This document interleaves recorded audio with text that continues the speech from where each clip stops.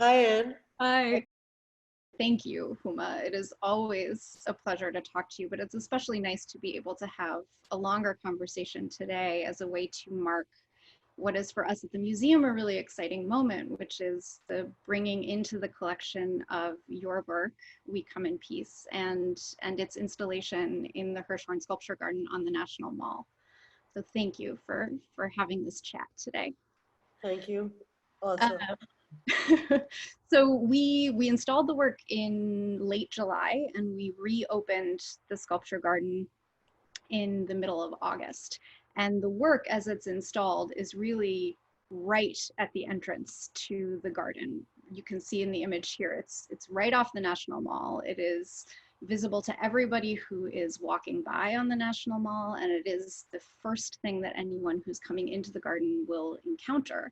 And the response has been really amazing. People are incredibly curious about the work. They are compelled by it. They find it mysterious and magnetic, and I think it is all of those things and more.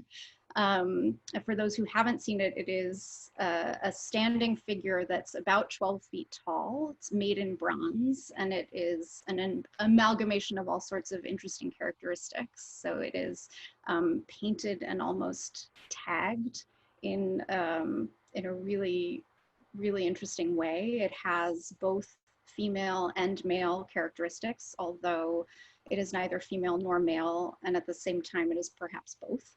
It has 5 faces that encircle its head, and it feels like it has landed here from another world and maybe another time. And I have to say that the installation of it with the museum building in the background has sort of reinforced that idea for me a little bit, because the museum building, which is this really idiosyncratic modernist ring clad in concrete, to me has started to feel a little bit like an alien vessel that has landed and from which this figure is emerging.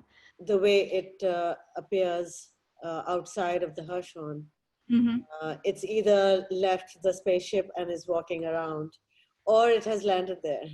Yeah, yeah. So And the National Mall is its own kind of stage, yes, certainly a really dramatic stage with all of, these monuments that are their own sort of statements of power or memorials, which are, statements of grief. And the posture of those monuments is often completely heroic.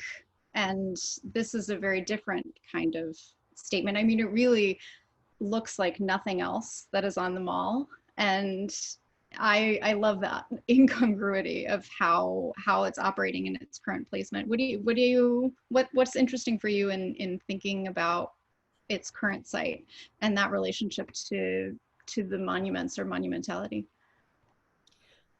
I mean, it definitely has a monumental presence, Mm-hmm. but it is not about power. And that it's not dealing with the notions of being, of heroism or powerfulness. And it's sort of like the opposite. It's more there as a savior. The idea was that they had landed there. It was a landing pad, and in the same way that it has landed on, right outside the museum, with the museum looking almost like a spaceship in the back, which is um, because you chose to install the sculpture there, so it's a perfect location. Well, We Come in Peace is more that, literally that, yes, we haven't come here to destroy you, which seems to be the case a lot, but we are actually here in peace. There will be no destruction after that. So I like to think of it in that way, that this is now, it has gone to the next place that it was going to travel to. So it's arrived in Washington, which and the fact that it has all this amazing sort of sculptural companionship within the garden it makes it a very lucky sculpture. So I think also very lucky sculptures to be sharing space with it